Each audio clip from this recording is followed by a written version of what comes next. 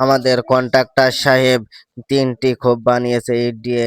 ৩টি খোপকে ৪টি খোপ বানাতে হবে। সে ৪টি খোপ মিলাবে সাজেদুল ভাই। কন্ট্রাক্টরের সঙ্গে ৫,০০০ টাকা বাজি ধরেছে।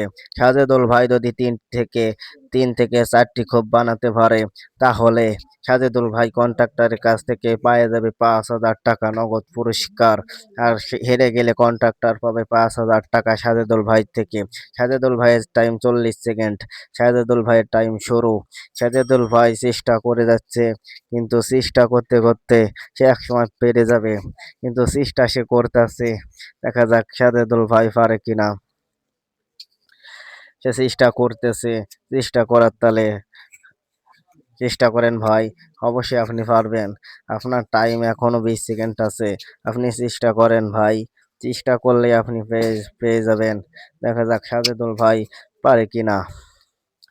আর 10 সেকেন্ড আছে সাজেদুল ভাইয়ের হাতে। দেখা যাক সাজেদুল ভাই কি করে 10 সেকেন্ডের মধ্যে। উম, সাজেদুল ভাই, আপনার টাইম শেষ হয়ে গেছে। আপনি আর করতে পারবেন না, আর মিলাতে পারবেন না। তারপরও সাজেদুল ভাই, আপনি হেরে গেছেন। সাজেদুল ভাই তারপরেও চেষ্টা করতেছে। দেখা যাক সাজেদুল ভাই পারে কিনা। সাজেদুল ভাই অনেক চেষ্টায় আছে হেরে যাওয়ার পরেও, কিন্তু সে ৫,০০০ টাকা হেরে গেছে। কন্ট্রাক্টর সাহেব ৫,০০০ টাকা জিতে গেছে।